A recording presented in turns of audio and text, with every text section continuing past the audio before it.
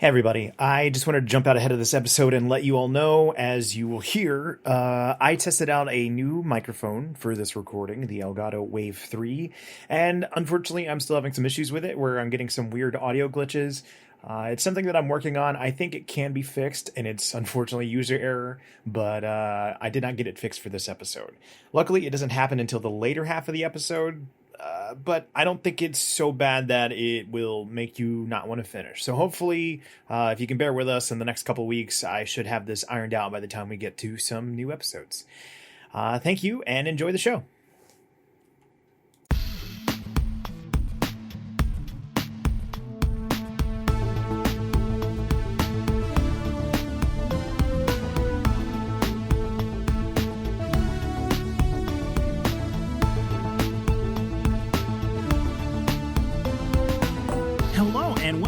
To another episode of MCU Need to Know, a podcast dedicated to the Marvel Cinematic Universe and everything you need to know. I'm Trey. I'm Jude. How you doing this week? I am all right. Summer's still summer, but I'm really excited, and I want to, put this up ahead. I am actually using a new microphone this episode, and that's exciting to kind of get to test drive this new Elgato Wave 3 microphone. Yeah, I'm excited about that because I got to see it when I was in, and... Mm-hmm.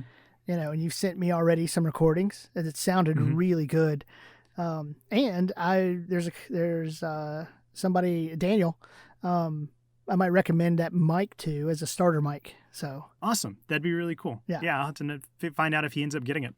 Yeah, so yeah, this is a good test run for it. Yeah, so if you notice anything different in this episode compared to the last ones, that might be it. But hopefully, fingers crossed, everything comes out good. Right. But what about you? How are you doing? I'm doing good. I had, as you know, I've done a lot of traveling lately. Yeah. Unfortunately, I've done a lot of traveling for family stuff, and the family stuff's unfortunate, and it's unfortunate because of Corona. So it's nice to be kind of home and settled. I think I'm done traveling for the summer. Although I've been thinking about you because I've been looking at our yard needs to be cut. And it's just so hot. And I get to choose when to do it and time of day and break it up back front yard in 2 days. And you don't get that luxury. I once had somebody that asked me, he's like, man, what's it like being in lawn service? And I it felt so glib in the moment, but when I thought about it, I was like, man, that's actually an effective way to, describe what it is. They text me, he's like, what's it like? And I said, think about every time that you've done your yard and how much it sucked. Now imagine repeating that for 8 hours, 5 times a week. Yeah. It's. Oh man, one day I'll be done with it. Yeah, I will cut my final yard, and I'll never think about it again. Right. You start paying somebody to do yours.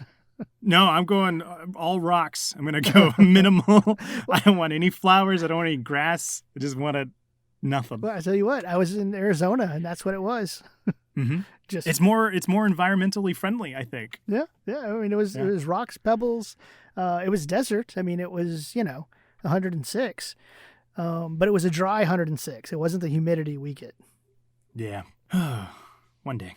Well, as we're waiting for that day to come, if y'all get a chance, make sure and leave us a review and a rating. It really will help us out. The feedback and trying to help us improve our show. Yeah, every little feedback helps guide and keeps us doing what we're doing and making sure that the audience has an input as well. Yeah, of course. Love the audience input. But of course, if you don't know what's going on, if this is your first episode, we have been doing a rewatch of Daredevil on Netflix. We are currently on Season 1, Episode 12, entitled The Ones We Leave Behind. So immediately we open up with Karen tossing out the gun that she used to kill Wesley in the previous episode. After she disposes of it, she does return back to her apartment, and she's clearly struggling to come back down from that moment, and she is drinking. Eventually, she does find herself asleep, and when she wakes up, she is startled by Wilson Fisk in her apartment, only to find out that it was just a dream all along. Yeah. You know what? We've been talking about this a lot, the difference between watching it week to week versus binge watching. As I say this, I want to be careful because I'm not saying I didn't like this scene.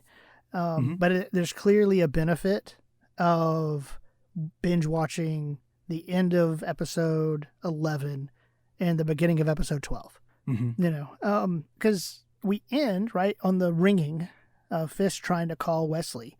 And we pick right up with her ready to throw the gun into the river, Mm-hmm. which is a very classic thing to do, I think, in most movies and shows you see taking place in New York. Easy, clean disposal of the evidence. It needs to. Remember, she doesn't clean her fingerprints very well, so. Oh man, personally, I am glad that we're dealing with the aftermath of Karen killing Wesley. Yeah. As much as this series is focused on the no death rule, it would have been weird if they didn't take the time to service just how much it's messed with her. Because I mean, we're in the penultimate episode of the season. They could have easily just let that be its big moment and continue moving forward with the plot, but they do kind of show how much it's affected her with the way that she drinks a whole bottle of, I believe, whiskey. Yeah. And even after she gets up from falling asleep, she's reaching for more alcohol in the fridge. So it's sad to see, but it's good work on their part to do that. Right. And the other thing I liked about this is they didn't actually mention this, but it was nice for me at least, it was implied. You know, and that's kind of what I got out of it. And it shows kind of the intelligence of Karen's character in this moment, that if Fisk owns as much of the police force and as much as he does have him on the payroll, you can see why here and the rest of, like, she doesn't call 911 right away. Mm-hmm. Kind of thing. Like, and well, a mix of this would be the second time she's found at a murder scene where it looks like she's the one that did it. Well, in this case, she did. But you know, I mean, it was just kind of a smart, knowing those things, it makes sense that the way she played out this episode. Well, some of it, but yeah. And that's a good catch on the detailing the smarts of Karen, because you and I both were upset with the way it seemed like they had taken away a lot of her agency. Right. In that previous episode where she was doing silly things like not locking the door. That just felt so character breaking. Yeah. So to see this here, that brings back some of that good character development they had lost. Oh yeah, and yeah. I want to say this as well, because part of the whole conversation, imaginative or not, with Fisk was that idea of killing getting easier with time, almost like Fisk is coaching her on how to be this malicious person. That I think that's good work. They did a really good job with that. But something that I think I wish they would have done, which they've only kind of tiptoed this entire season, was, they've teased Karen's shady history. Uh-huh. And if they would have detailed it a little bit more, they didn't have to give us everything, but just a little bit more, I think it would have weighed into some of these decisions she was making, like you were talking about not calling the police. To know the things that she's done in the past, how that's affecting what she's doing now in the present, I think would have just been a little bit more satisfying, narratively. Yeah. But that's just nitpicky on my part. I just wish they would have been there for that. Right. No, and that makes sense. They kind of want to see that and to kind of have a little bit more of that backstory in the character. I think out of that Fisk interaction, for me, what I really liked about there was kind of the burden he kind of emphasized, like taking someone's life. They've had memories, they've had all these experiences, and you're the one that ended all that, and the burden that is to carry, and kind of playing on guilt, and to see that it was, a dream. It was her own guilt, that was talking to her through Fisk. I will say, to put a pin in it here for when, we discuss it later on, I do think they employed the whole fake out effectively. Oh, yeah.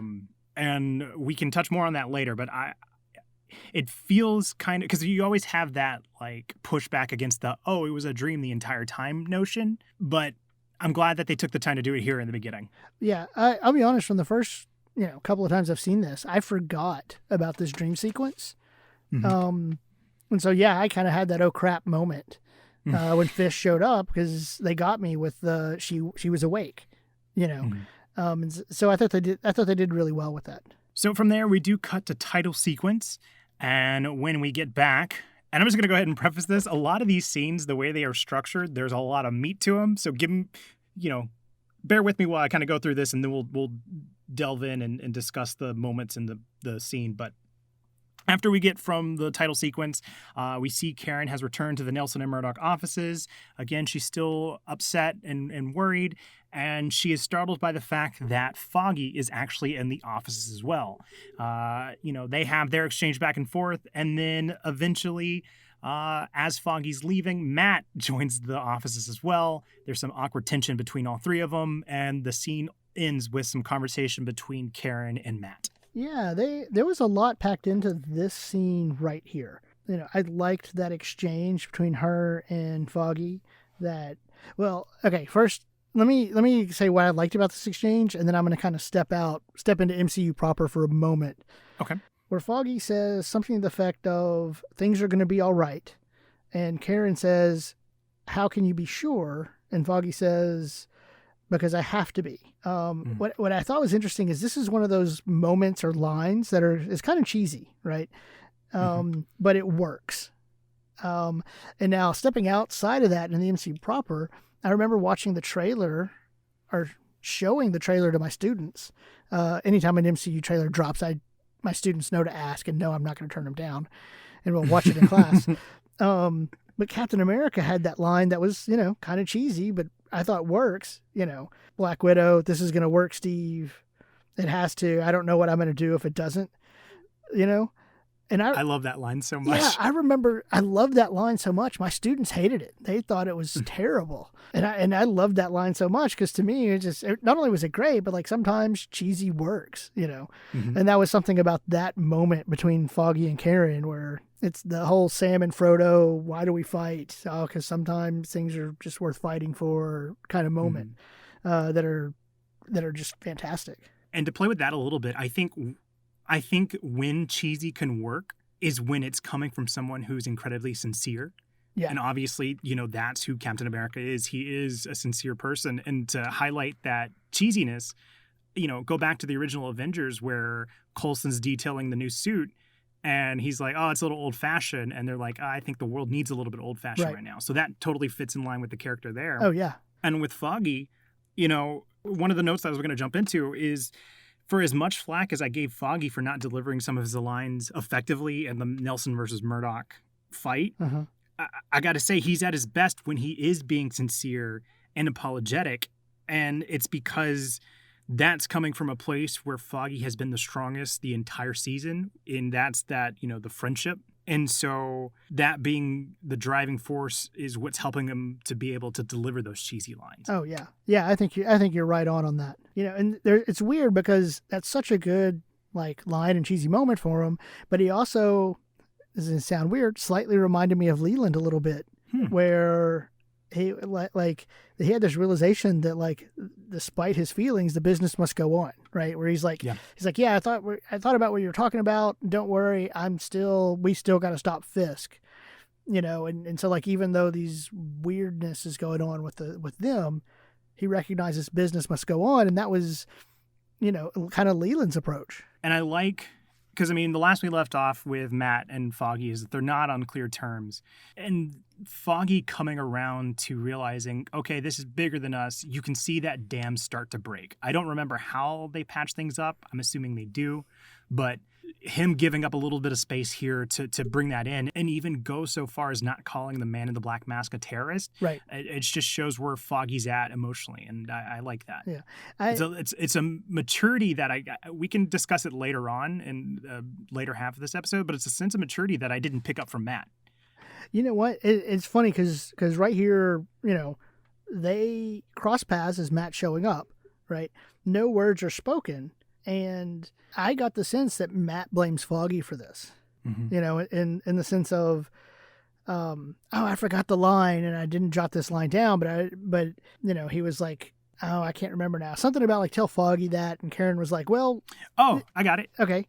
So Karen tells Matt, it's he blames himself for Elena.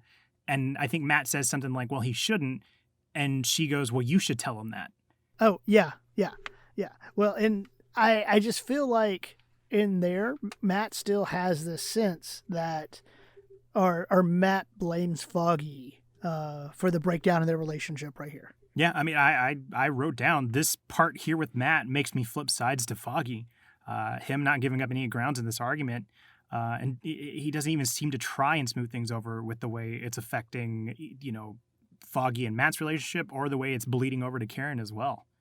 It's just childish. Yeah, it is. And honestly, here, the big reason why I didn't write that down is one of the things I was fascinated with is, Matt asked the question, "Are you okay?" Or no. He says, "Karen, did something happen?"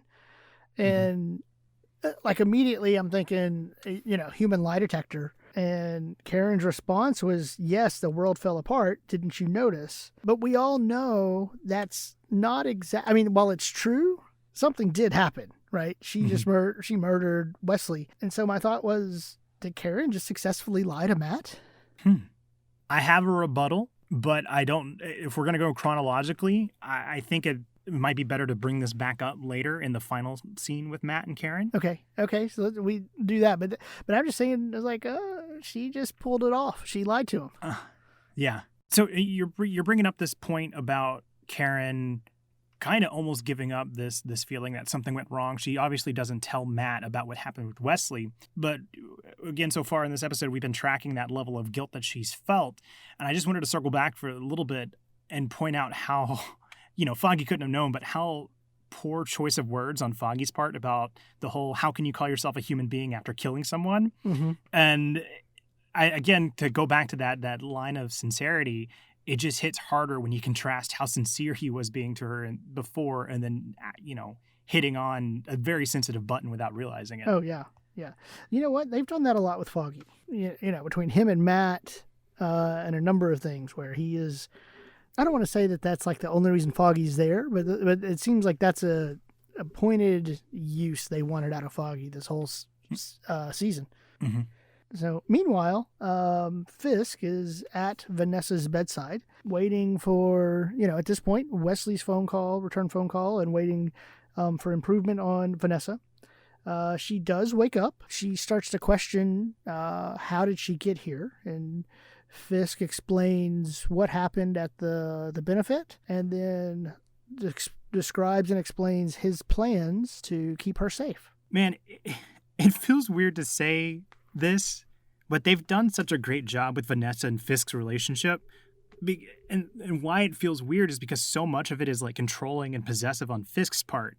But their chemistry is just really good. Like, it feels real. It is. In such a short amount of time with them. Oh, it is. The two of them, they did so well with the directing, the casting, the acting choices, on the actress part.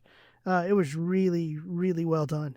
Again, it's only been, maybe 3 episodes since they've actually been together, but there feels like there's already this embedded history with them. Well, and we kind of tracked it a little bit about her hesitation of being with them to, she's like, yeah, I expect you to get revenge. like she's fully embraced the lifestyle. Well, yeah, because I think we even talked about it I believe it was on World on Fire, where she watched the explosion. Yeah. Right after giving up the gun, right.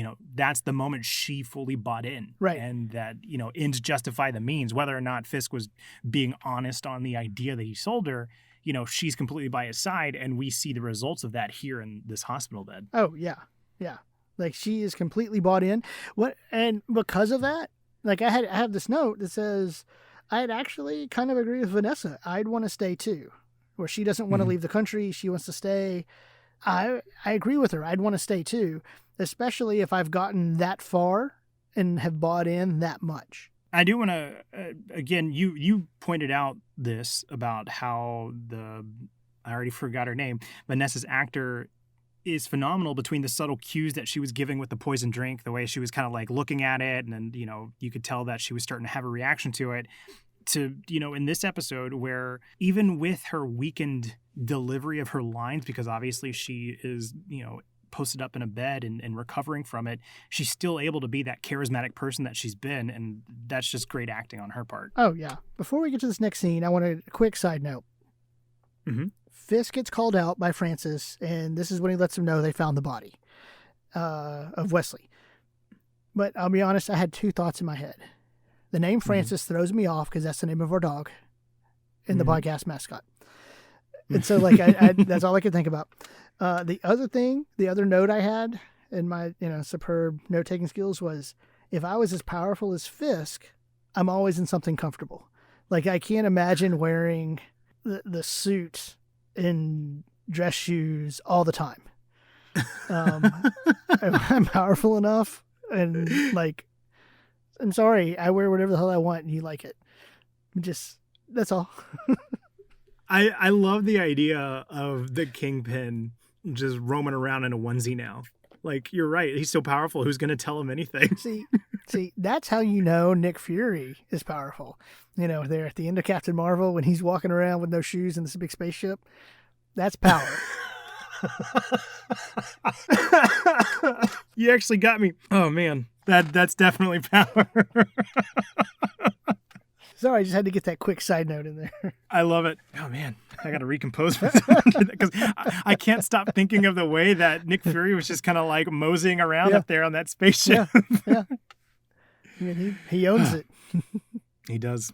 So after Fisk gets the phone call, we cut to Fisk staring at Wesley's lifeless body. You know, shortly after Leland arrives, Francis is there to inform both Leland and Fisk the last orders that Wesley gave and what Wesley asked of Francis. And Fisk isn't too happy about it and begins to take out his frustrations on Francis. Leland's able to stop it, and they have a discussion about, you know, who it could have been that did this. The biggest takeaway, I'm just going to jump right to this part. The biggest takeaway for me from this scene was Fisk's reaction when he started beating Francis. Mm-hmm. Because two things. A, the line, "He was my friend." And I don't feel like Francis said anything or did anything that would warrant that reaction. No. And it's another one of those things where we've seen Fisk do this before, that kind of childish fit, so to speak. Just this irrational, I'm going to throw a fit right here reaction. Yeah, I mean, we've seen it all season, but because we're nearing the end game, it just feels that much more volatile. Right. And to point out, you know, it's interesting that the last time that we saw Fisk and Wesley together, Fisk struggled to utter the words "thank you" to Wesley. Yeah. And so I think there is this level of, obviously, no one deserves the level of beating that Fisk gave, but you can see, I think it's regret that he wasn't able to convey how much Wesley meant to him, and now he's lost the opportunity to ever do that. Yeah. And so I think that's that driving force of that rage. Yeah. Well, I think I asked you about that scene where it was the two of them and they had that tender moment, and was that the first time, or was that the most Wesley had ever heard from Fisk verbally, right? And having said that, like you just mentioned, he actually didn't really say anything. It was just kind of an exchange of glances, and Fisk came close to saying it, and Wesley had kind of had this knowing nod. Right. And carrying on that thread about Fisk's inability to express himself, it's not just when he's around others. He's incapable of expressing himself even when he's alone, because there's a point where it's just him and Wesley's body, and he's fighting back tears, and he's like breathing really heavy, and then he composes himself and he starts looking through Wesley's phone. Right. So it's just a consistent line with this character about he just cannot express himself. Yeah. Now I want to shift a little bit to Leland right here, because I felt like Leland's reaction, he was genuinely surprised by Wesley's death, or the reaction. Wesley's death. Yeah, I can see that. Because he walked in as pompous as he's ever been, and then he's immediately like, oh shit, like he's taken back. Yeah. So yeah, you have that. He even had, in his own Leland kind of way, felt like he was trying to console him a little bit. You know, there was this business as usual. Hey, you know, can't lose sight now because we're so close. But he had that little line. It's unfortunate that not everybody will get to see it. And it was almost kind of this "I'm sorry" in his Leland kind of way. Right? For as smug as he's been, this was the most sincere that he's been. Oh, yeah. Yeah. It happens when you get rid of the series MVP. Oh, man. I think my final note for this scene, and I think this kind of plays into your whole, if you were Fisk, you would wear whatever you would want that was comfortable. On the opposite side, Fisk has never looked older than with the way that he held that phone. Like, it seriously looked like he was someone who had been given a phone for the first time. It was just like trying to figure it out. I don't know what was happening there. Well, but okay. In show, it could be that he hasn't ever used a cell phone because, you know, probably had Wesley to do it for him. True. That's all I got. like, like, unless the actor himself has never used a cell phone because he has his agent to do it for him, but I doubt that because he's pretty active on Twitter. I don't know. I don't know why it stood out to me. It felt off. But. Yeah. No, I was looking through it. It was an interesting choice to kind of look at the phone because you have that moment you were saying, like trying to have those feelings, but then immediately going kind of back to business, this investigation, so to speak. Yeah. So after that discovery with Wesley, we do join up with Ben, who's walking alone to his car. As he's reaching for his keys, Daredevil startles him by making an entrance. They have a conversation about what they've got and trying to piece together all their information. And it eventually ends with Ben giving him a new lead on where to find Gal's runners. Yeah. My first note, Ben is slipping. I'm going to read mine. Man, we know how this episode ends. The one time Ben gets startled by Matt. Well, hey, and not only that, I put a sad emoji. I tell you what, like he has been Batman this whole time.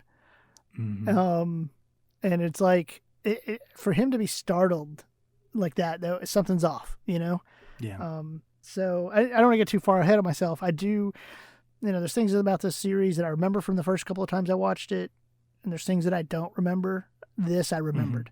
Yeah, it's hard. Like, I get why they're doing it, but it doesn't make it any easier. Yeah. Now, I don't think I ever thought this before, but I will say, and maybe you might have a thought on this. I think we even talked about this once before.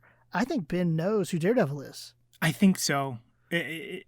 We talked about how he's such a smart person and is able to put things together, like in episode 6, where he was able to deduce which police officer was stuck with Matt without even realizing it, or without being able to know for sure until he had Blake and Hoffman confirm it. Yeah. He's good at putting pieces together. Well, and Matt's not exactly the most subtle when it comes to keeping his identity a secret. Right. And he kind of did it there, right? Where Matt said it, let's just say it went the distance.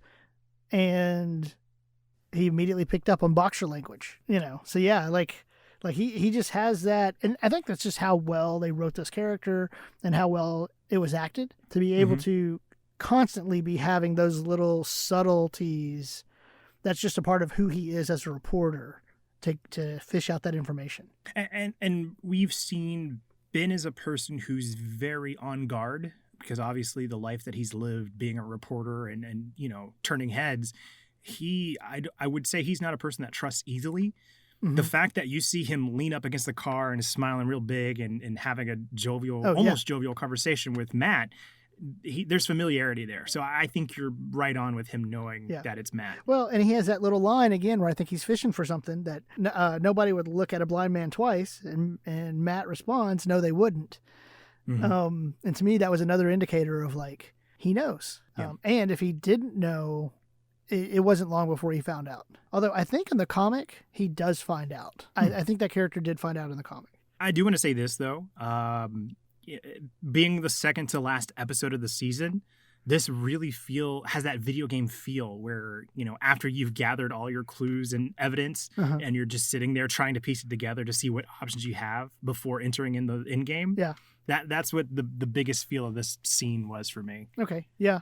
Well, because even, Matt had this kind of lay low and he says, oh, what did he say? Something about like, I know where my head's at or something. And I think Anatoly thought the same thing. He's like, point taken, but it was kind of like this setting the table of, okay, all of y'all had these little bit parts, but we're going to kind of slowly find reasons for you guys, for Ben, Karen, Foggy to kind of start taking more of a back seat for this final confrontation towards the end. My final note that I do have for this is, we talked about the story circle and how we're at the part of the show where we're making the return journey having changed.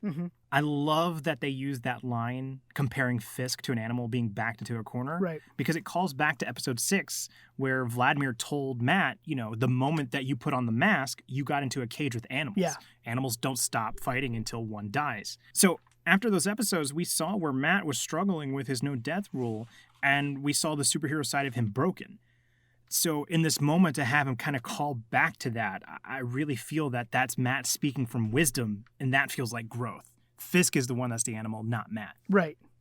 Oh, absolutely. I think that's a fantastic catch there. And it's good that to see that kind of played through this instinct, because that was Matt's struggle, right? Why is this in me? Why do instinctually I want to let the devil out?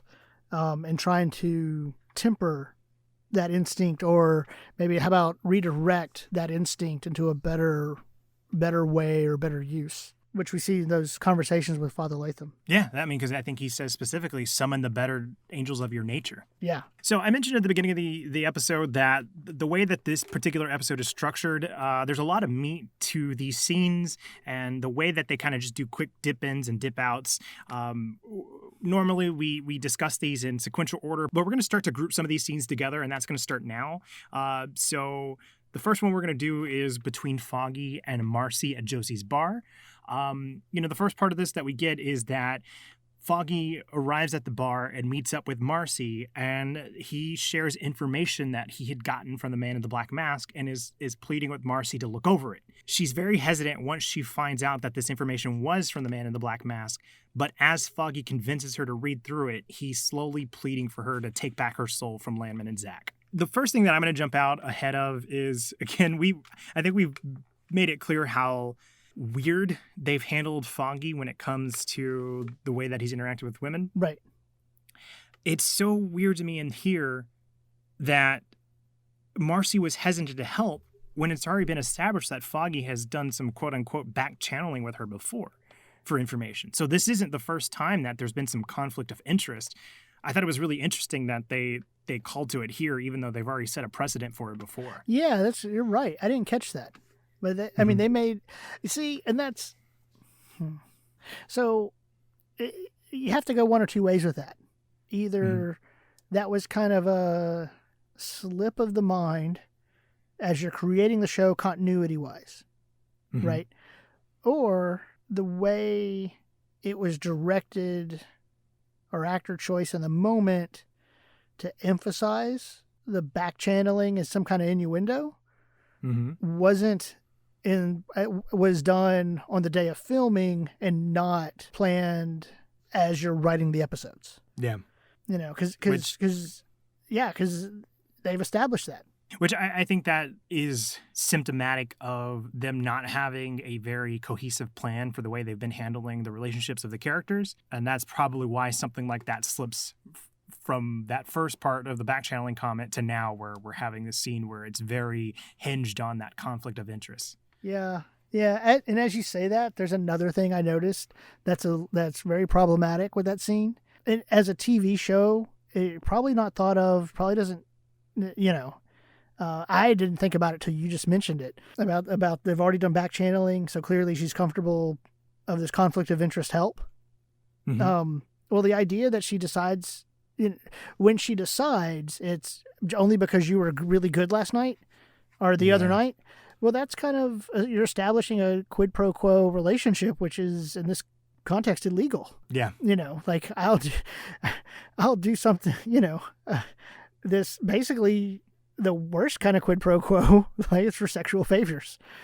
Yeah. And I never picked up on it before, but if it really is, they've established back channeling, so why is all this other problem here? And the reason you're willing to do it here is because you were good the other night. It shows, it shows that the way that they've handled, because I remember the first time we were introduced to Marcy, I asked a question, was it low of Foggy to start taking characteristic jabs at her? Right. Because I was all for him taking jabs when it came to the legal cases that they were dealing with, but it gets to the point where he's just like verbally disarming her by her appearance. And we kind of kept pressing forward because we talked about how, that's the effect they wanted to give. To come back here, they're trying to make Foggy be this person like, I'm the moral compass, take your soul back. They were so focused on creating a character with Marcy that was just a caricature of who an actual person would be, that it doesn't feel real. Well, see, even on that note, how do I want to word this? I didn't read it as if Foggy was like, oh, I want to save your moral character. Like, I still think he was making an appeal to her selfish side, like that pitch wasn't just, hey, do the moral thing, right? It wasn't, it was what's going to happen when all this comes out and you're attached to Landman and Zach. Mm-hmm. So it wasn't an appeal to take the moral high ground. It's, I'm trying to help you. I mean, again, it's that it looks like I'm getting information out of you. I'm convincing you to do so because I'm giving you the information you need not to go down when all this stuff goes. Mm-hmm. And so that's completely a appeal to her ego, and I get it. We all have an ego. Like, we all have a sense of self. But, if the sense of self is wrapped into, and it seems like that's what they want Marcy's character to be, wrapped up in kind of a shallow, career-driven caricature, which they try to get away from that slightly, where she says Miss Cardenas' name correctly. But that one little moment compared to every other time you've seen her on screen, it's a little too late to do some damage control. Yeah. So this was an interesting sequence, and at least from this episode, I don't think Foggy asking for her help showed any kind of payoff in this episode. Most definitely no. So I'll be interested when I watch the last episode to see what kind of help he actually gets payoff wise. Because if he doesn't get any kind of payoff to truly help their case, and it's just simply I'm helping out a friend, I don't know if that scene was worth it. And it only heightens the sin of this straw man that they've created, I think, if they don't pay it off. Now, I will say this is looking at season 1 only, because I know as a character she shows up again. Okay. And I do think in the next couple of seasons there's a little bit more fleshing out of this character, and there's a little bit more justice served, and a little bit more, I think, if I'm remembering correctly, a little bit more complexity to this character. Well, that's good. But just going off this season alone, there's clearly some issues. First season troubles, I'm sure. So it'll be interesting to see how they'll handle it, and knowing that they get more time with the character. Right. So, like I said, the way we're grouping these, we're going to jump back a little bit. Ben eventually arrives back at his apartment, and Karen gets the jump on him as well and startles him. They have a conversation where Karen insists that she thinks that they know that she and Ben found Wilson's mother, and Ben starts to try and calm her down, but the conversation eventually turns to Ben saying that he can't go with the information he has until he gets more concrete sources. Right. Okay. So as much as I praised Karen at the beginning, I didn't like what they did with this. I guess I just don't like what they're doing with her and Ben, and I'm going to save some of this for later, but the main part is like, I was like, she's lying to Ben about how she knows that they know. And I'm just like, Ben is taking you in. Ben has, an episode ago, you were calling Ben in tears just for reassurance, just to chat. And he's been there for you every step of the way. Yeah, we didn't like it the way she misled him to see Fisk's mom. But the idea, like, they had to have been close. The idea that he was going to take that drive and trust that, hey, I have a place to show you. Yeah. So, as I mentioned earlier, like, it was kind of a smart thing of like, oh, Fisk has cops and stuff on the payroll. We've established Ben's not on Fisk's payroll pretty well. Right. Like, she could trust that information to Ben. So, yeah, I just hate that she lied right here because I just feel like she didn't need to with Ben. She definitely didn't. I guess to play devil's advocate, I guess she wanted to. I think she was kind of tiptoeing on it because she has that line where, Ben is saying like, well, hey, look, I can't do anything until I get sources and can confirm this because I work for a newspaper. But there's nothing stopping you from talking about it on the internet. And she has this line where she says, who do you think is going to believe me when they search and find out what you found out? So again, they're kind of teasing that shady history. Right.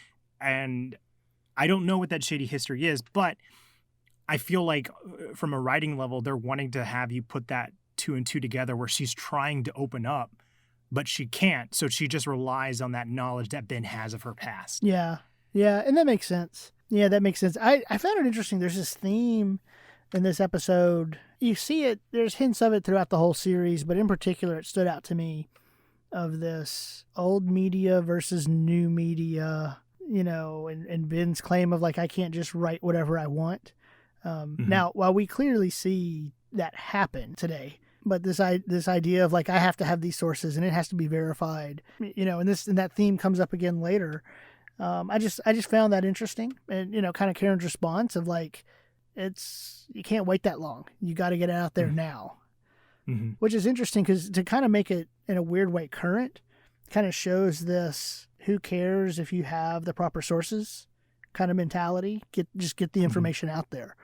Which again, we not to get sidetracked, but we see that happening a lot. Oh yeah. Today, whereas Ben's very much, no, I have to have my sources and I have to have these things in order to print it as news. Yeah, that is very emblematic of, like you said, they're highlighting the old media versus new media and how we live in.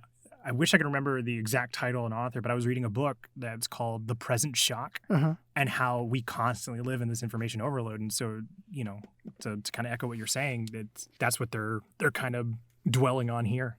Well, and it's also interesting that, and I don't think it's intentional. I mean, I know it's intentional in the casting, but it helps to pair that message with the age difference between the two of them. And because you mentioned Ben in the comics worked for the Daily Bugle, I think even with the Andrew Garfield carnation of Spider-Man, I think they kind of had this struggle with how do you adapt the Daily Bugle, which is a staple of the comics, into a world where like a newspaper like that isn't as prominent as it used to be. So I don't know what Ben's age difference would have been in the comics, but that is a good choice to have that there to emphasize that there's no other way to put it, the aging medium. Yeah. The book that you said is by a Douglas Rushkoff. And it's interesting because I own another one of his books, Life Inc., How the World Became a Corporation and How to Take It Back. I actually own that one. I didn't finish it. I started it. I need to get back to it. And because he's also did something on PBS Frontline show that I actually show in class sometime. Oh, wow. That's cool. So, yeah. I do love this, we both have this exact same relationship with the author where we started his book and didn't finish it. I need to finish Present Shock. Well, you know what? And I really enjoyed the book, the other book, the one I was reading. I just need to get back. I'm a terrible reader in terms of finishing Me too. things. I blame it on grad too. School when you just get in this habit of like reading so much and to get by in the class for class discussion and writing your papers that like, it's like, I got what I need out of this book and this article. And so, the article's a little bit different. The articles, you finish those. But the books, you don't always finish them and you just, and I don't think I've ever broke that habit. It's such a bad habit for me where it's like, all right, I got everything I needed out of this. Just move on. Yeah, minus like, I don't know, the conclusion, but okay. It's like, I'm done. I'm not watching the next episode. We're moving on after this. Oh, man. Back to the episode. My final note is, we talked about how Ben's saying like, well, why don't you write about it on the internet? Didn't Karen sign the NDA? Like, what has Ben doing here? Like, he knows that she can't share this information. You know what? That's, again, I wonder, is that something where that little detail that got forgot? It sounds terrible. Yeah, go ahead.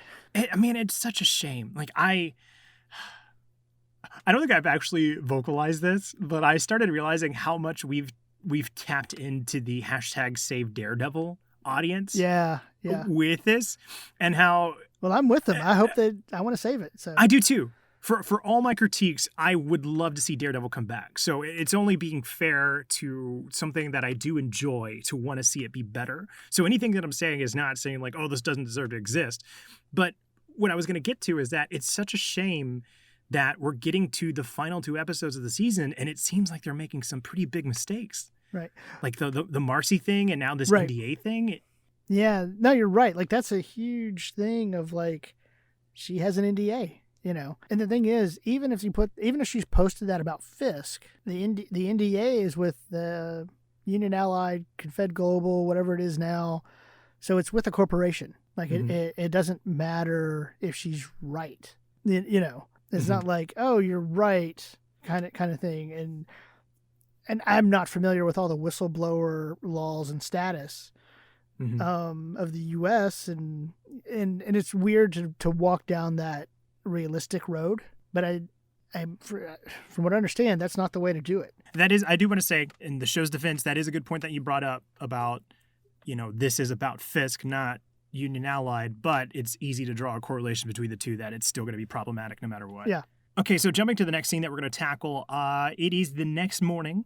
Matt is standing outside the address that Ben gave him. He's using his hearing to pinpoint the familiar tapping of one of Gal's blind runner. Whenever he hones in on the source of the sound, he follows the runner until they get into a car, and as they take off, Matt begins to scour the rooftops to keep up with them as they eventually get to their destination. I think we missed talking about this a little bit when Matt and Ben had their scene together. Matt had... basically, they talked about, who's distributing drugs. They mentioned Gal's name, but they mentioned Gal the person, but they didn't know the name. And right. They started talking about all the runners with backpacks. I mean, we kind of focused in on the interaction, which I think was important. But in terms of like the plot content, of that scene kind of helps us get here. Two things that really found interesting is they really, I like how they, and we talked about this in the first couple episodes, how they kind of teach us how they're going to do things. And a couple of things I noticed was, like, you clearly know as they're going from sound to sound, like Matt is looking for a marker, like right. when he knew Wesley by the watch. And so then when Wesley came into the courtroom, he knew Wesley was there because of the watch, and so you just knew that, like, that's what he was looking for, and he found it in the cane. I like how Matt quickly sidestepped the person. They're both blind. And then he had that new marker, the classical music, and was able to follow them to the warehouse. I'm glad you brought up the classical music because I want to almost kind of a tangent here. But question for you, did the stereotype of the sophisticated villain listening to classical music start because of the older music being copyright free? Oh, that's a good question. Because that's the first thing that came to mind when I watched this scene. That's a good question. It makes sense. It really makes sense.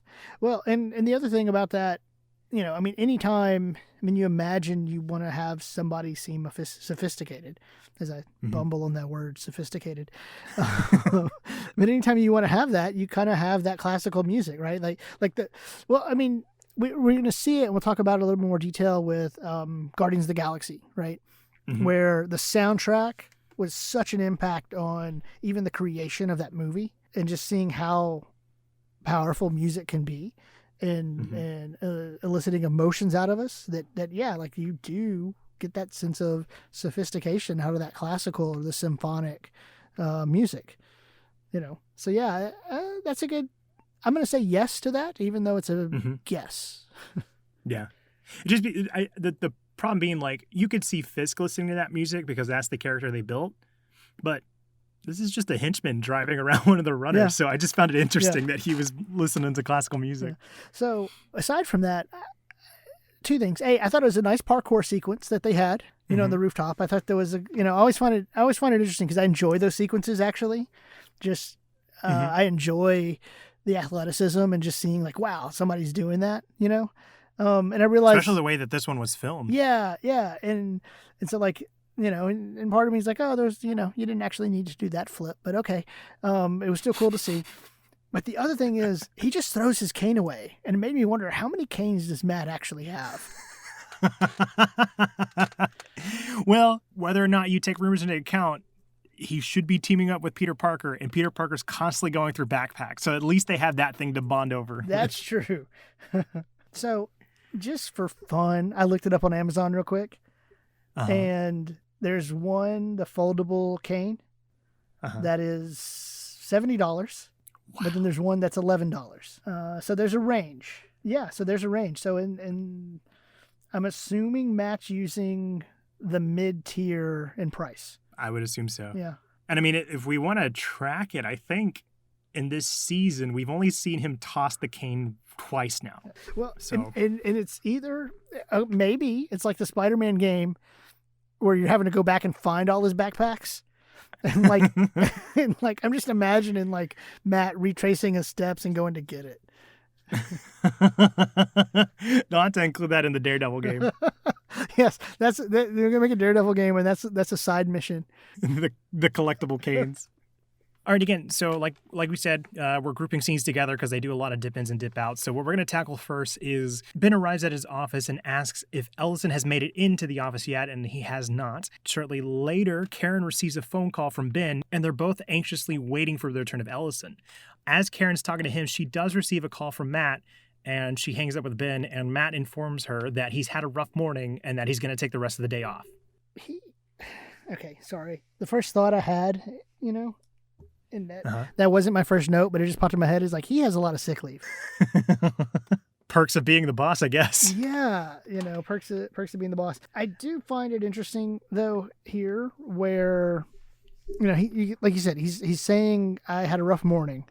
But I do like how they show him having that stitch that opened as he's saying that, so it shows that, like, because we talked about it a little bit with his, in his fight, I guess, with Potter, that, we're still seeing that, like, he's still not healed up, so he's still not fully 100%. So I do like that they're still letting that linger. Well, I mean, like a year ago, I had surgery, and kind of a major surgery, and he had a pretty deep cut, so it's not 100% the same.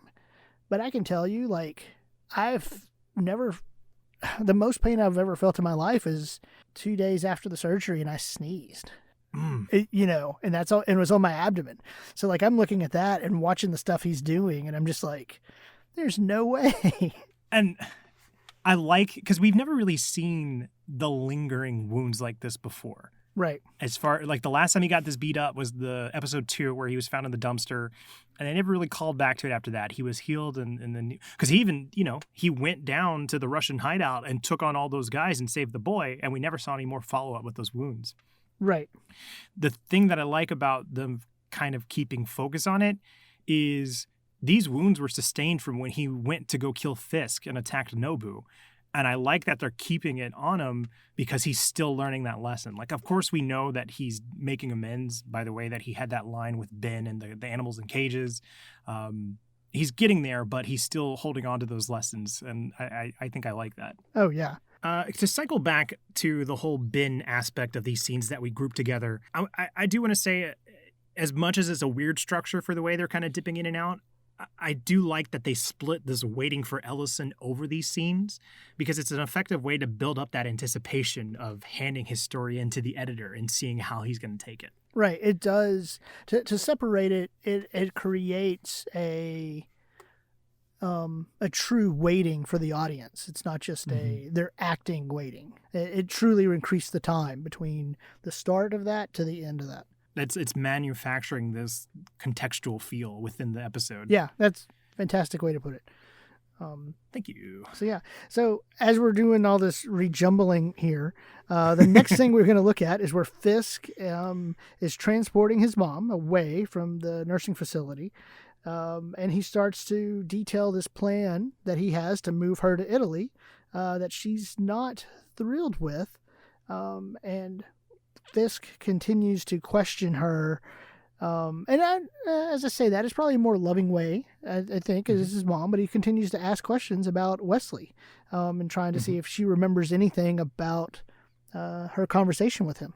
All right, so I got a question for you. Okay. On the topic of Fisk's love for his mother, did Fisk just change the arrangements that he had for Vanessa to his mom and sending her to Italy? Or do you think he always had plans to send his mom to Italy with Vanessa? I think the plan...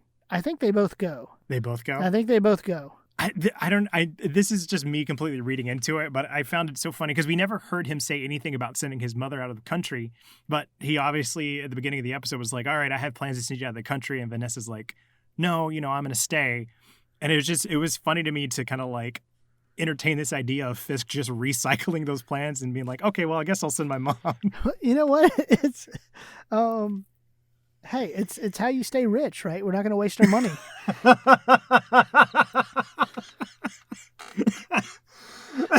I made these arrangements. I got the flight. I got the gas for the airplane. That's not cheap because I'm assuming it's private. Like, I'm assuming he's not sending her, American Airlines. So yeah. Waste not.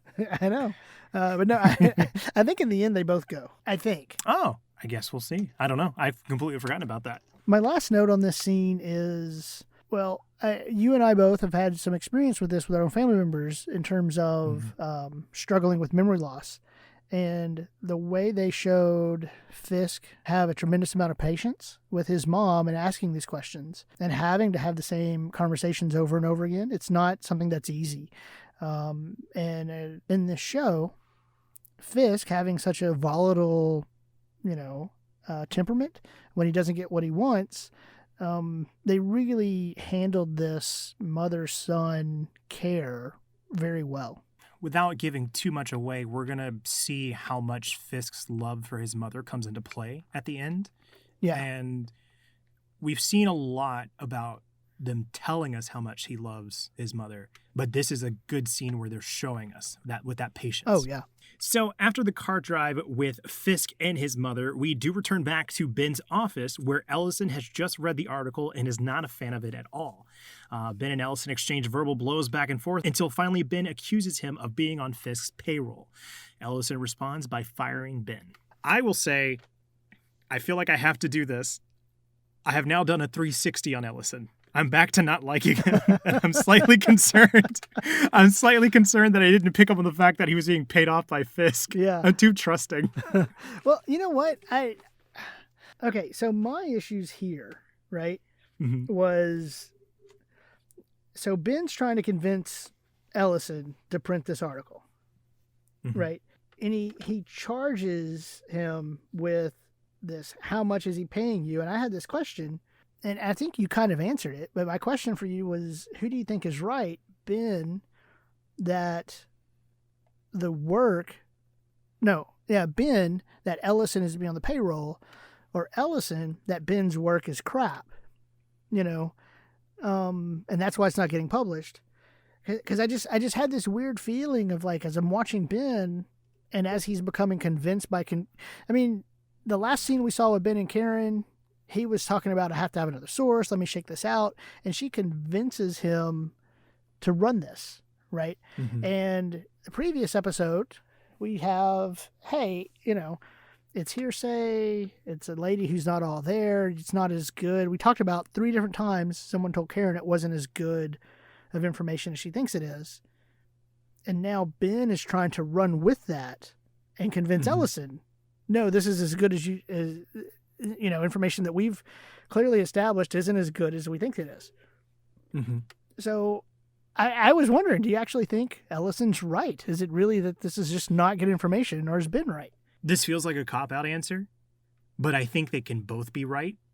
I think Ellison is right in that Ben doesn't have the proper sources because, as you said, which I didn't construct this in my notes until you kind of put it together here, but you're right. We detailed how Karen's information felt like there was no teeth to it, like there was no backing up on it.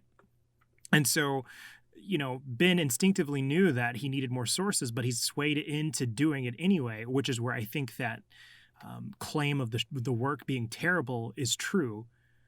But at the same time, Ben is smart enough that he's able to put those pieces together that it is also true that Ellison is on the payroll. Right.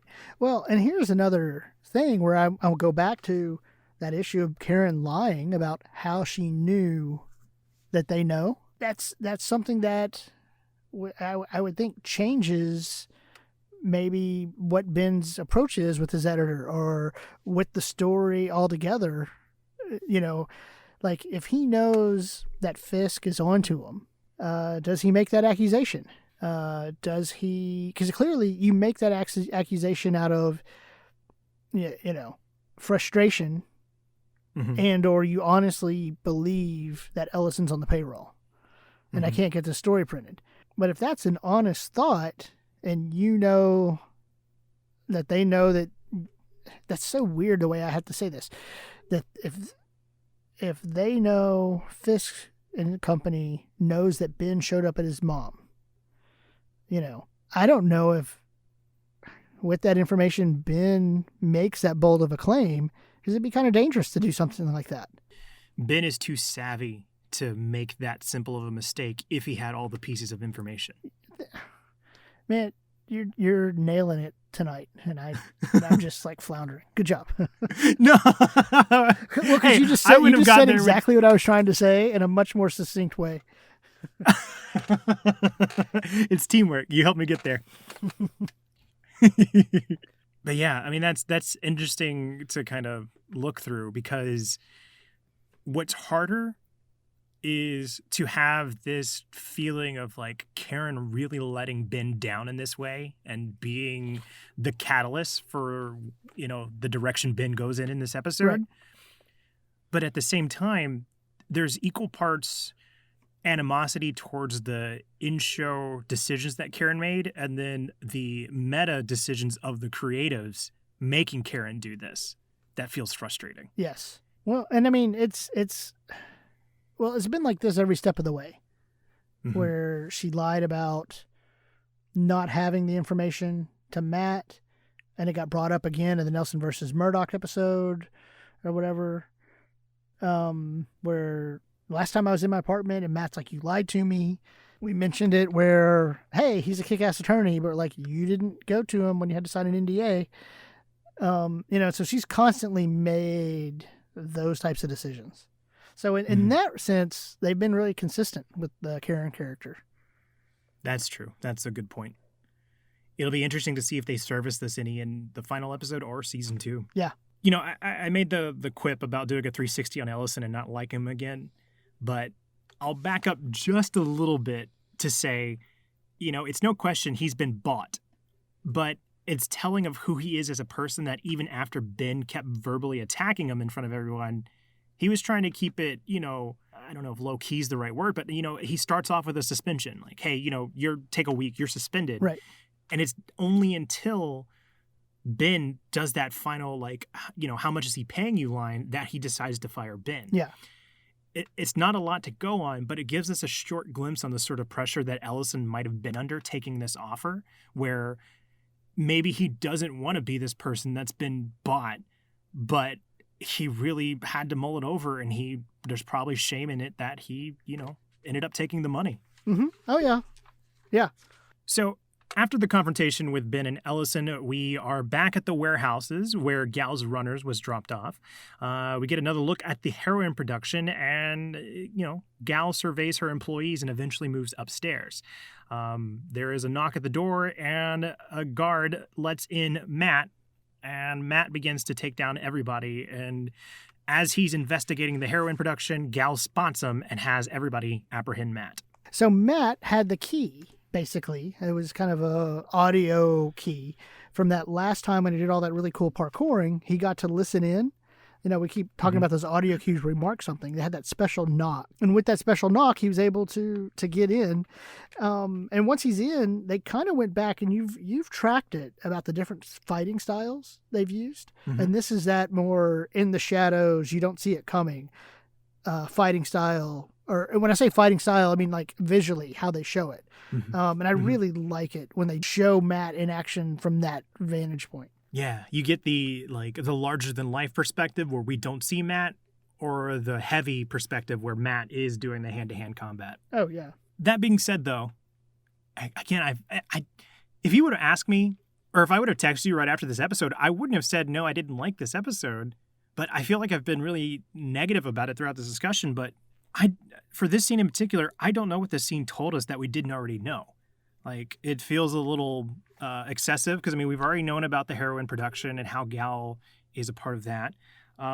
It could also be symptomatic of the way that this episode has grouped scenes together and split things up, that maybe that's where I'm getting this feeling from.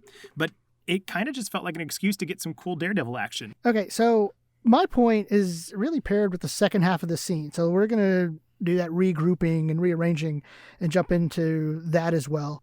Gal sees him from on high, whatever office she's in, and yells, and they all the other blind workers go just swarming Matt, right? But then when we come back to the second half of the scene, you see Matt is there to pounce on Gal and I guess 2 of her bodyguards. And I'm wondering how. Like, they never showed Matt escaping the overwhelming numbers. Like, that didn't make sense to me. It's such a weird sequence of events, especially because to kind of cap off that first half, like, I don't like this whole section of Matt infiltrating Gal's operations. Mhm. That first half felt like filler. And then when it ends with you, like you said, all the blind runners are jumping on him, I thought that was going to lead to somewhere. Like, okay, here we go. Here's some consequences that we're going to see Matt deal with. But like you said, when we get back, he's escaped and he's hiding from Gal. So it's just, we don't want to have our hand held the entire time. But at the same time, there's this happy medium where you do have to kind of draw some lines here and there. Yeah.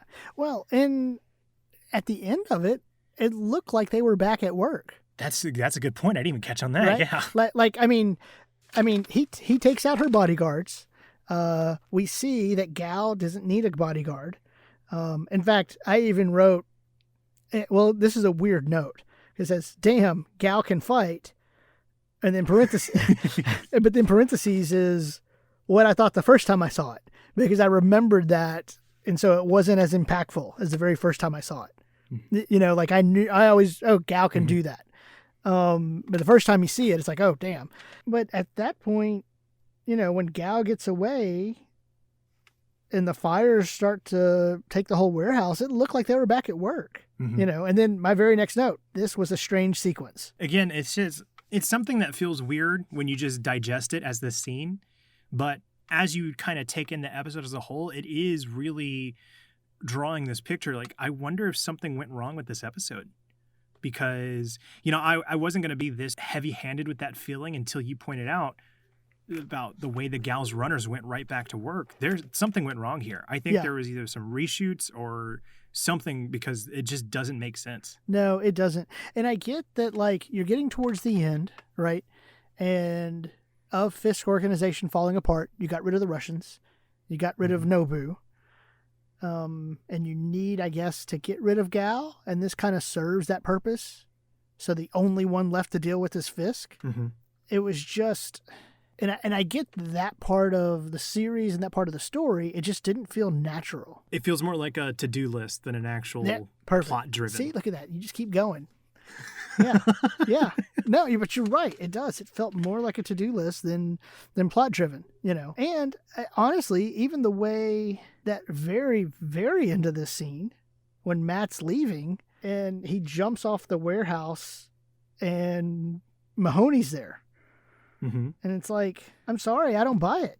Again, I love season 1. I love the series, but it's like, Matt and his super hearing just happens to jump off the warehouse right where Mahoney's going to be. Like, I just feel like he would have been a little bit more careful than that and got further. I mean, we already saw how far and how many city blocks he had to go parkouring to get there.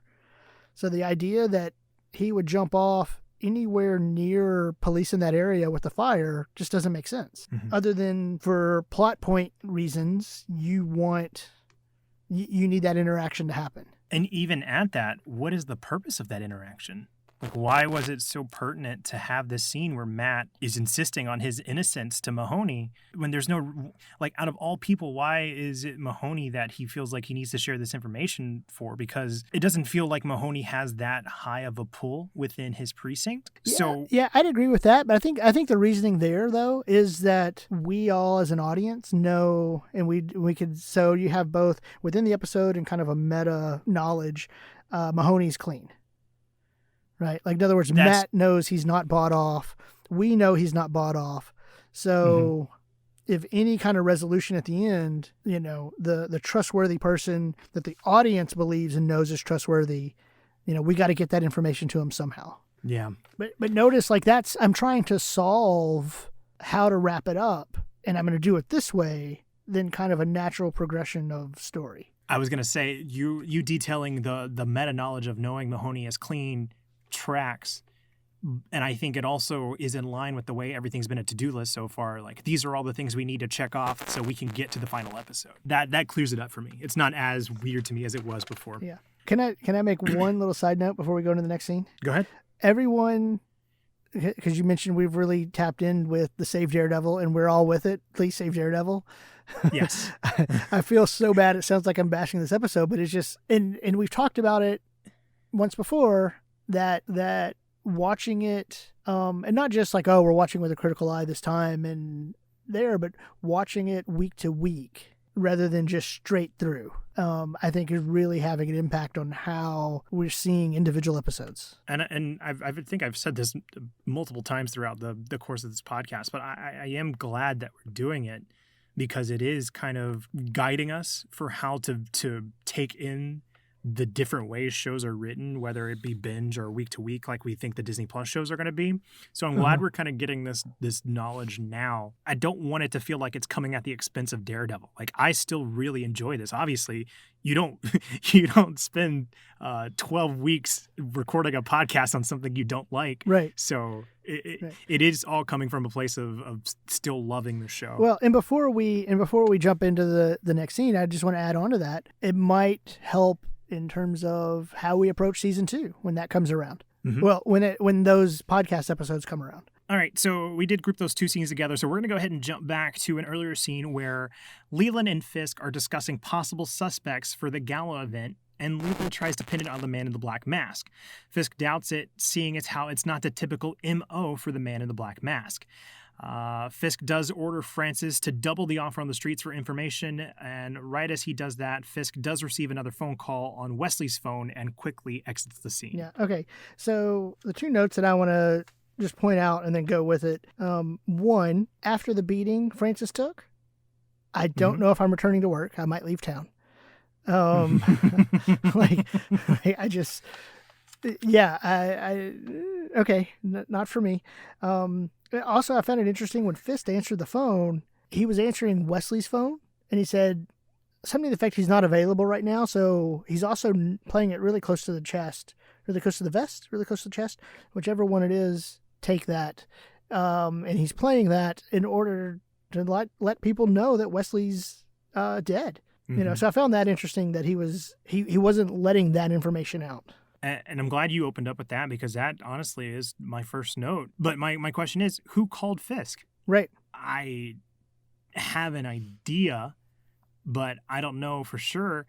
Do you think it was Ellison? Do I think it was Ellison? Because without giving too much, we know where Fisk shows up next. It could be. It could be someone from the paper. Ellison, yeah. Mm-hmm. I thought that was interesting. And even more so on why Fisk would play coy like that. Mm-hmm. No, and that makes sense. Yeah.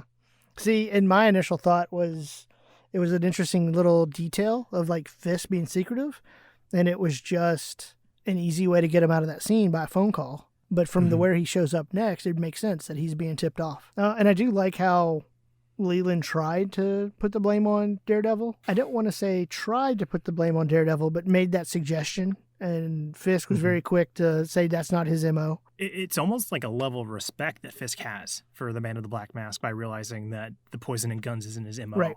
It's like, despite having, conflict of interest with the Man in the Black Mask, he still respects him enough to know what he is or isn't capable of. Yeah, and plus they had that confrontation, and he didn't have a gun with him fighting Nobu. Like, he's seen it up close. So this is, he truly knows what he's talking about here. To cycle back to what you were pointing about Leland trying to pin the poisoning on everyone but Gal, that should be a huge red flag. Like, at first it was sort of like, okay, yeah, he's a kid who's clearly trying to prove their innocence. But in the heat of the moment, that's easy to get swept under, as they're caring for Vanessa. It's easy to just kind of write that off. But now it's just kind of getting really obvious. And it's interesting to me that Fisk isn't picking up on that, or at least hasn't picked up on it yet within the context of the show. Well, I'm going to just go ahead and take that and transition. The way we've been skipping around scenes, the next scene that we really need to discuss is Gal on a rooftop with Leland. And the two of them discuss what happened, why is she late, mentioned the warehouse fire. And there it's clearly stated that it was the two of them that targeted Vanessa. Yeah, we've been tracking it within these last, really, I guess, 3 episodes, the tail end of the 3 episodes ago to now, about how much involvement Leland had. And we saw multiple times throughout these episodes where either Wesley or Fisk sent Leland to make amends with Gal, and we finally have confirmation that it wasn't just making amends, they were making plans together. You know what? And it shouldn't have surprised us. We kind of started hinting at it, when they were in the hospital, but all the way back to the episode of Stick, your favorite, when he reaches out to Nobu, and kind of tries to take sides with Nobu. And Leland has just had that character of, I'm going to look out for me when it comes to those interactions. So in that way, it shouldn't have surprised us that much. I can't remember if I've said this or not, so I'm just going to go ahead and say it again. Leland's behavior reminds me so much of the way in season 2 of Community, in the paintball episode, where Chang just kept switching groups the entire episode. Yeah. That's who Leland is. That's perfect. I love the paintball episodes. Me too. Also, I mean, a lot of them were directed by the Russo brothers, so it fits within our show. Oh, yeah. I need to find that article. There's an article. That's something for another episode. I found there's an article that makes the case that the reason why the Russo brothers were able to do what they did with such a big ensemble cast was the things they learned by doing Community. I could totally see that. Yeah. Especially if you've never seen Community before, the main characters are 7 different people. And the show had done such a great job of juggling all 7 characters and giving them agency and plot lines that felt cohesive, at least within the context of each episode. Yeah. Oh, yeah. But stepping back into Daredevil, my final note that I have for this scene in particular, it's I guess I always say I find it interesting, but I have nothing else. I find it interesting that when we first got introduced to the Union Allied group, it was on a rooftop. And now here at the end, as it's falling apart finally, it is again at a rooftop. And I thought that was just kind of nice closure that they did with that. Oh, yeah.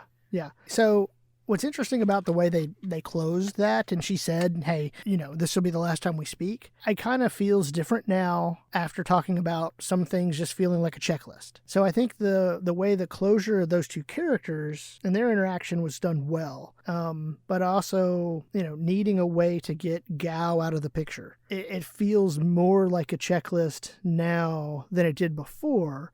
And if that's just the case, we just need a way to get Gao out of the picture. They actually handled it well in a way that it felt very natural. Now, finally, my last thing on this, we had that line from Gao to Fisk, fate will choose for you.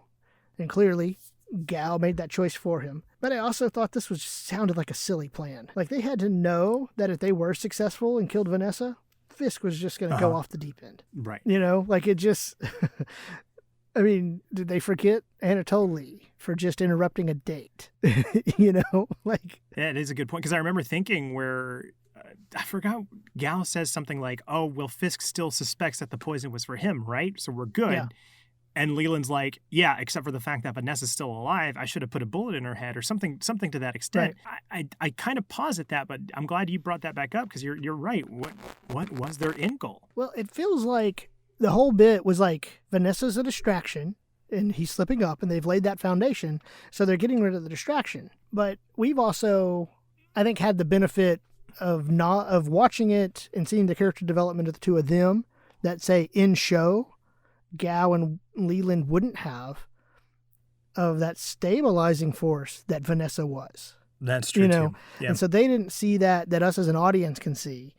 And so I don't know if they realized the way to help Fisk back on track was through Vanessa not eliminating her. So after the meeting with Gao and Leland on the rooftop, we do join back with Ben, who's with his wife in the hospital, and they are playfully bantering back and forth. She picks up that something's bothering him, but she quickly reassures him not to let the story that he's working on go. Ben informs her that Allison has let Ben go, and without missing a beat, she reassures Ben that he never needed the paper and that he can continue to tell the truth on his own. You know what? This scene just made me sad. Yeah. Just because, from a husband-wife interaction, she is supporting him, and I think that's awesome. Mm-hmm. But she is also doesn't have, and I've already brought this up twice before, doesn't have all the information. Mm-hmm. Clearly, I feel like that this isn't, so maybe it's not clear, but I at least feel like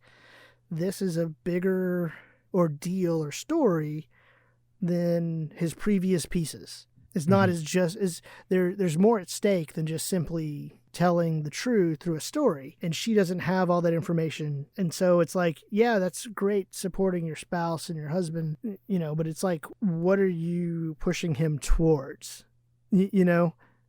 And it just made me really sad. And it's to kind of play off of that, the last time that we saw a similar scene, she was that emotional support for Ben. And it's such a good character thread that she's right back to being supportive again. She may not have the full context of everything that's wrong, but she knows Ben and she knows how to see he's not right. And that's where the good, would you almost call it like, the irony of the tragedy is that she doesn't know what she's pushing him to, but because that's the loving, supportive person she is, it's hard to watch her do this, even though that's the quote unquote right thing to do because she obviously loves Ben. Yeah. My final part I'll note on that is, man, I'm not ready for the end of this episode. No, I get that. Yeah. But it's tough. And I resonated, or I really identify with this scene just because thinking about, being married and thinking about my own wife and the support, we try to give each other, seeing it through other family members, aunts and uncles that are married, my mom, and stepdad, my dad, stepmom, and just seeing all of that, and it was rough. It's hard. I wasn't going to say this because I felt redundant because I already talked a little bit about it with Vanessa. But I think you kind of stepped into it, and I want to hammer home the point. To put this into context of them interacting, we've only seen 2 scenes with Doris and Ben, and they've done more with making that relationship real than anyone else in this show, I think. And it's a testament to both those actors. Oh, yeah. That they can pull that emotion and have us relate to loved ones or, viewing other family relationships. Oh, yeah. Yeah, they for as little screen time, they had the chemistry there that really pulled it off. We're getting closer and closer to the end of this episode, so I guess I'll just keep on pressing forward. We're getting there. After Ben leaves the hospital, Ben is on the phone with Karen, where he does inform her the same information about being let go. She questions what they're going to do next, but Ben assures her everything's going to be fine and that he's going to start a blog. He's incredibly optimistic about it, and that's where the phone call with him ends. And Karen's left alone at the office and is startled by the fact that Matt shows up and they have their own separate conversation as well. Again, these scenes have a lot of meat to them. It was hard trying to figure out how to break them down. So to start with this conversation between Ben and Karen, where he says he's going to get it out there, start a blog. I don't feel like these characters really know how difficult it is to start writing. Like in a blog, you can't just put one story out there and expect to have a whole bunch of readers. It's a lot harder than it sounds from our own personal experience with this podcast, trying to get the word out. Right. You can't just hit send and there it is. Even with a name like Ben Urich. Maybe it is a testament to how they've been tracking this irrelevancy with, being in a dying medium and switching over to a new medium. It shows just how little he knows about it. So yeah, that was my first thought out of that phone call. While we're still in this part with Ben and Karen, I do want to say there is so much dread in these scenes with Ben as he's walking to the car. Well, he's already been startled twice, right? And you're just waiting for it to happen again. Yeah. They've trained us. Even if we don't know, back when I asked who called Fisk, I'd like to think there is a subconscious level of us that kind of, we're uneasy about the fate of Ben because it's been a subject of who was last with Wesley. Right. And so the way they frame some of these shots with the camera being inside his car, watching him walking up to it, or the way the camera's just kind of like bifurcating the scene with him above the car hood and just everything else being blocked by the car, not knowing what's coming from behind him. They did. I'm so scared. Yeah, they did. I've seen the episode and I'm scared.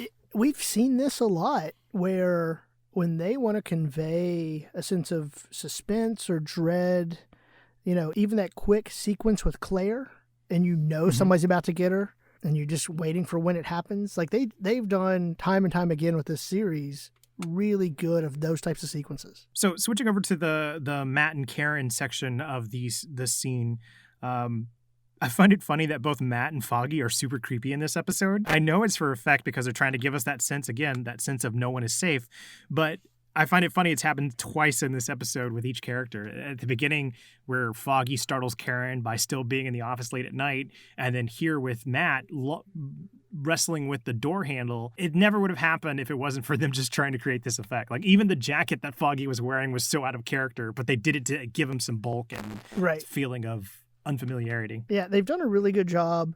Like I just said, having that and building that tension all the way through. Okay, I felt conflicted about this scene. Okay. I felt like this scene was really good and really well done by Charlie Cox, right? And just this talks about Stick. I know this guy, tells me to push people away, but he's like, I can't be alone. And then Karen goes there to comfort him. Like, I thought it was really well done. However, I don't think it hit me as hard as the creators were hoping that it would hit, because I know what Karen's carrying with her. You know, and so it's just like, I get Matt's the main character. He's our title character, Daredevil. You know, it's a big emotional moment for him, and Charlie Cox does it well. But I'm like, Karen murdered somebody at the end of last episode, and we're about 24 hours from the event now. She is carrying, in a weird way, just as much or more so than Matt. And while they dealt with it in that opening scene before the credits, and you see the tension of her locking the door and being scared the rest of the way through, it was almost like, I want Matt to have this emotional scene, so we're going to have that, and we're going to set the emotional baggage aside for Karen here, you know? And like, that's how I read the scene, and so it just, not to take anything away from Charlie Cox, because it's fantastic, but it just didn't, like, that was still lingering in the back of my mind. Yeah, it should have been her catharsis, not his. Like, it wasn't, like you said, he's the title character. We've been dealing with it. I think his revelation probably should have been in the season finale, and we should have been able to interpret maybe what he's feeling through him consoling her, if that makes sense. Right. You flip that around, and that's a little bit more cohesive with the story they told within this episode. Yeah. To kind of play within that similar space, I, again, was very vocal about not liking the Stick episode. And I still don't, but I got to give credit where it's due. Without that episode, it wouldn't have hit as hard as it does to realize that Matt's unwillingness to make amends is less about the fight between Foggy and Matt, but more about trying to take advantage of an easy way to push everyone away for safety. Yeah. That, I think, kind of informs the feeling of childishness that I was getting in those earlier scenes, is that he wants everyone to be safe, and this is an easy out for him to do that. And it's what Stick did, right? Like, oh, you gave me the bracelet, I'm leaving. And continuing that thread, I mean, I said we'd talk about it here. I had a rebuttal.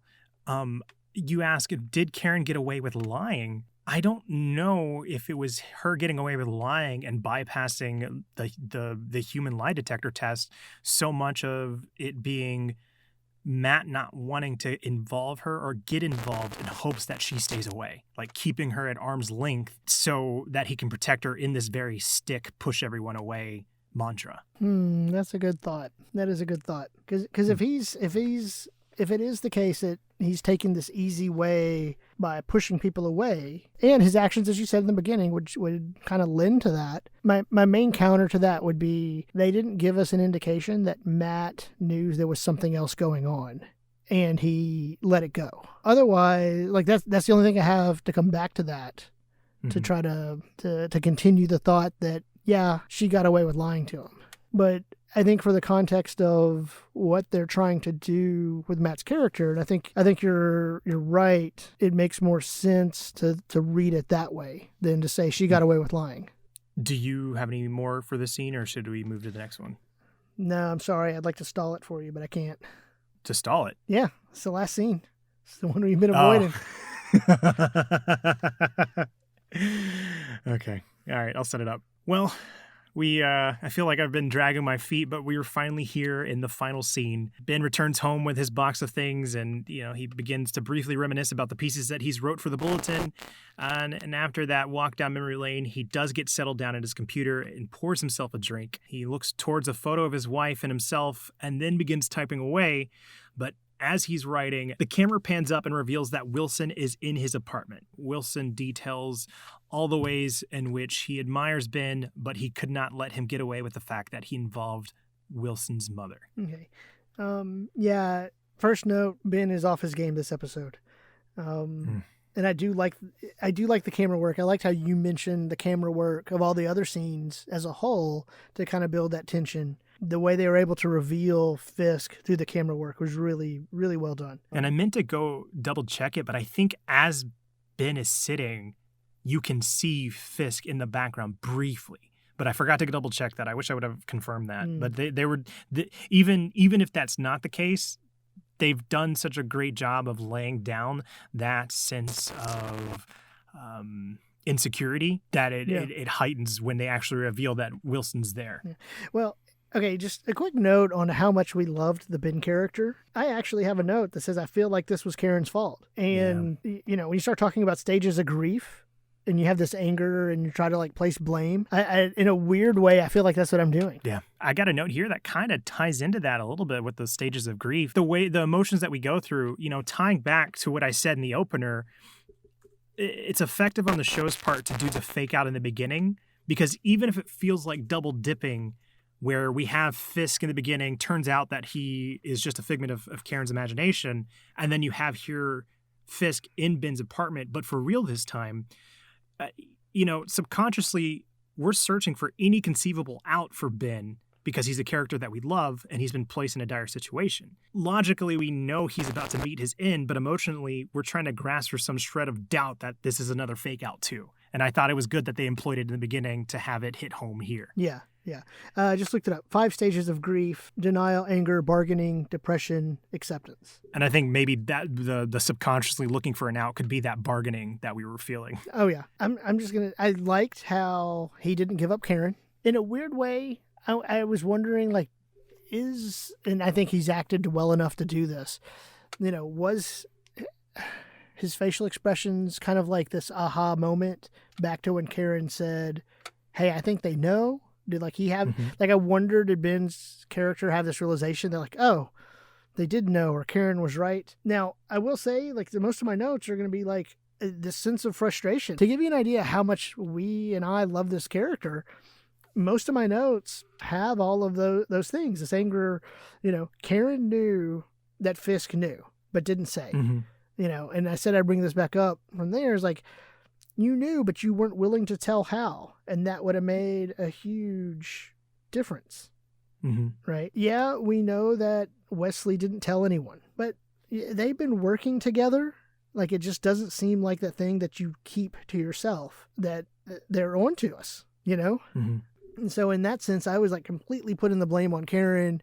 Now, I don't know if the show creators wanted us to have that feeling, like towards Karen specifically, but I definitely had that feeling, you know, at this moment. I think there may be some level of it, of them wanting us to feel that, because that is the tragedy, similar to the way that Doris was being supportive and pushing him forward, even though we, the audience, knew what that meant. She didn't. You can argue there is a level of Karen should know about what the threat of Fisk knowing is, but to get back to what I'm trying to say, you know, Fisk makes it a point to say, "I admire your integrity." When we first met Ben, that informant was praising Ben for never dragging his family through the papers like everybody else did. Right. And so we get to this point, you know, it doesn't justify it by any means, but it's tragic that Ben's downfall is the fact that the family got involved finally. And it wasn't his choice, but he was still a part of it. And because of that, that's what's Ben's undoing. Yeah. And that's kudos for the writers for carrying that through from the beginning to the end. No, that's an excellent point, because it wasn't his choice. He was convinced that, you know, he said it wasn't good information. He didn't have enough sources. He was convinced to go with it anyways. So yeah, no, that's fantastic. That what gave him such integrity was not doing what other reporters do, and that downfall. You know, and maybe that's part of the larger theme, because it comes back here. We mentioned this old media, new media. You know, Fisk goes on a Wesley-esque rant, diatribe, whatever, about real issues don't matter. It's all about cat videos and texting. I have weird thoughts on that little thing, but it felt heavy-handed. Yeah, it did. It felt like a really weird, like, tongue lashing at the audience kind of thing. It felt less in character and more like the mouthpiece for a viewpoint of the creators. Right. Yeah. But even that pairs well if, as Ben brings in family and slips into the internet, the vile thing that is that you're using to listen to this podcast, and watch the show. Yeah, but it is. Ben slips into that and away from what he did, and that was part of his downfall. And the final shot was heartbreaking, where the camera just lingers on the photo of Ben and his wife with the broken glass on the floor. And Fisk stepping on it. Yeah, as he steps on it, which was a good shot because he steps on everything. Yeah. In one way or another. And if we're going down that route, Ben represents truth, and the fact that we've seen Fisk kill people before, I don't think we've ever seen him strangle somebody at the throat. You can have that read of here, it's not exactly subtle, but having Fisk choke truth out of existence. Right. It's just, God. Back-to-back weeks, we watched our two favorite characters of the season meet their end. And I hate it. I know. And you brought up the point about how the Wesley and Ben were two very experienced and principled people in earlier episodes of this podcast. Yeah. It was kind of like putting Matt in the middle of these two. I wonder how, I don't know if thought out, but how fitting it is that both those characters who were these, not necessarily role models morality-wise, but role models of how you conduct your business. Yes. Meet their end in this penultimate episode. Right. Well, and they meet their Rest end. in peace, Ben. Yeah, rest in peace, Ben. Well, and they met their end in a weirdly out of character way. Well, I mean, I don't know. Wesley wasn't completely out of character. We said his hubris would be his downfall, and it was. Mm-hmm. So maybe that wasn't as out of character, but clearly, as I think we both agree, that the Ben route was he goes out of character, and so that brings about his demise. I think, because again, I don't know what's in store. I hope that this effect of Ben is carried moving forward. Like, I want to see Karen wrestle with it a little bit. Like, not in a malicious way. I just want to see how this affects her moving forward if she puts together her actions leading towards his death. Right. Well, that is for next week, and I did not watch ahead this time. Hey, I'm happy I have kept to week watching. Like, I was so tempted to jump into the next episode. Now, in fairness, when I did watch ahead, it was usually just the scene before the opening credits. That's true. Well, I think that's going to do it. Do you have any overall thoughts? You know what? God, it was just such a downer episode because of Ben. Because they just laid the seeds for that all the way through. And so in that way, it was just such a downer episode. I felt like we even took moments to pause to talk about it. We're really critical of this episode, but it's not like it turns me off to like, I'm never watching Daredevil again. No, right. I'm going to come back to the show again, It's not the final season of Game of Thrones. That's no, it's nowhere close. Separate podcast. No, nowhere close. Well, again, all these side notes for this episode. Your other podcasts that you had when Game of Thrones was going on, to listen to you track that season live as it came out, and the descent of excitement to anger and frustration. That alone was worth listening to the podcast. And to not go too far down this rabbit hole, just to illustrate what you're saying, we had a member of the podcast, one of my good friends, Chelsea. She was so upset by the finale, she couldn't even bring herself to be on the podcast because she was just like, she was hurt by the show. And it was just me and my other friend, Chris, discussing it.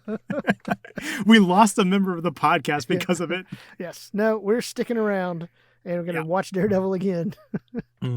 But getting back on track, I think for me overall, being the penultimate episode of the season, I think I was expecting more. It definitely had that A cadence, and I'm not upset with it. It's just a little underwhelmed, and that's disappointing given that this episode handles the exit of one of my favorite characters. Yeah.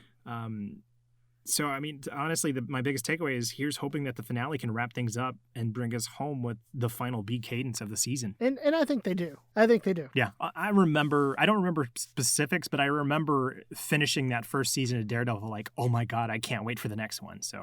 Oh, yeah. Yeah. But yeah, that's going to do it for our discussion of Season 1, Episode 12 of Daredevil. But of course, we cannot leave without doing our question of the week. Trey. This one's going to be a little bit more topical, and we're going to go with Daredevil. Recently, in the past couple of days of this recording, the Big Show from WWE, World Wrestling Entertainment, has come out and saying he would like to, or feels like he's a shoo-in to play Kingpin in the MCU if they do a recast. Do you think, because we've been on and on about how you take Charlie Cox, right, as Daredevil. In fact, you take Matt and Foggy as a pair. You can't recast either of them. Do you think Fisk can come with them? Or do you think we should do a recast? Or would it be okay to do a recast? You cannot recast Vincent D'Onofrio. He has... The MCU proper has done such an incredible job of... Robert Downey Jr. is Tony Stark. Yes. Chris Evans is Steve Rogers. Vincent D'Onofrio is Kingpin. Like, you cannot cast him with somebody else. We've already seen a precedent for wrestlers turned actors in the MCU with Bautista as Drax. Yeah. But even if you don't want to keep everything that's happened in the Daredevil series, it's just too perfect not to bring him back. Right. I'm with you. I don't... The Big Show has a show. I don't remember what it's called. I think it's called The Big Show or The Show, where he's a family man, and kind of plays into it. I'm a former wrestler, family man on Netflix. It's a funny show, and my kids love it. But no, man, you can't recast that. Vincent's Fisk. Now it's weird to say that. And here's why I think it's weird to say that sometimes, because we're about to get the Batman, and it's clearly that's been recast. Actually, even recast within its own franchise. If you take Batman Forever and Batman and Robin, as continuations of what Tim Burton started with Michael Keaton.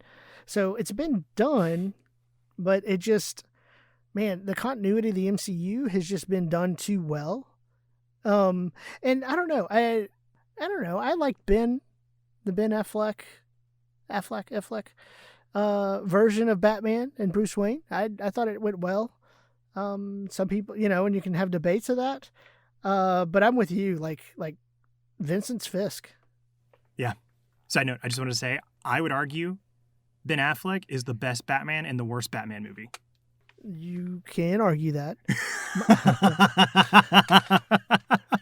I liked him a lot, but I don't think any of the problems of Batman vs Superman or Justice League was because of Ben Affleck. Well, no. I completely agree with you on there.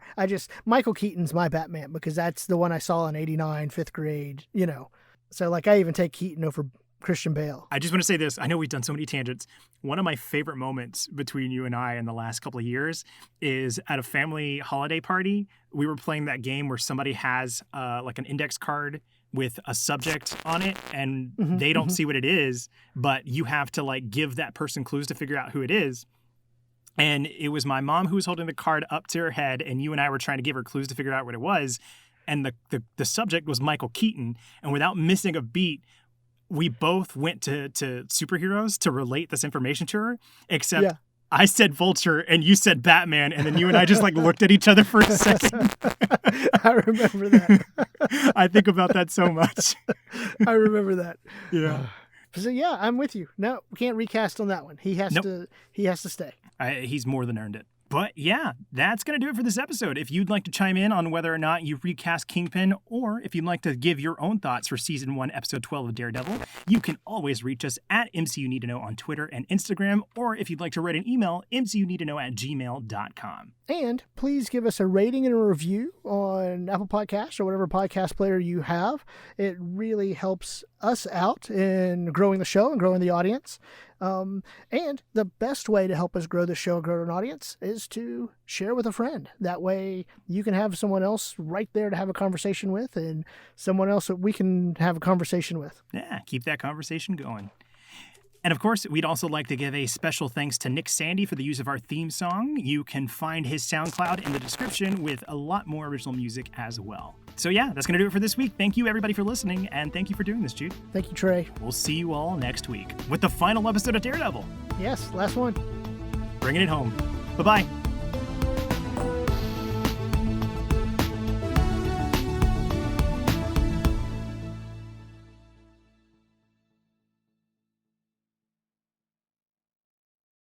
So after the car drive with, I almost called him Whisk. We have Wexley, Moggy, Whisk, Kevin. Kevin. All right.